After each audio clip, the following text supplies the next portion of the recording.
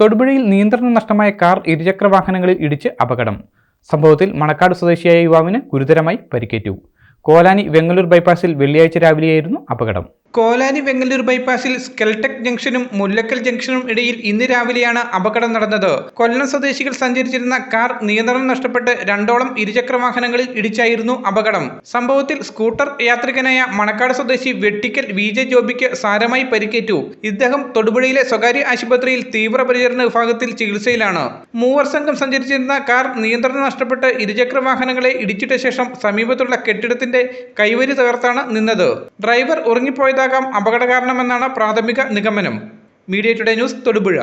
എല്ലായിടത്തും വൈഫൈ, എല്ലാത്തും ഇന്റർനെറ്റായേ, നാട് മുഴുവൻ ഡിജിറ്റൽ. നാട്ടാരെല്ലാം ബ്രൗസിംഗിലാണ്, എന്നാ സ്പീഡാ കേരള വിഷൻ. എല്ലാവർക്കും ഇന്റർനെറ്റാ, എല്ലായിടത്തും നെറ്റാ. കേരള വിഷൻ നവകേരള പ്ലാൻ വെറും 199 രൂപയ്ക്ക്.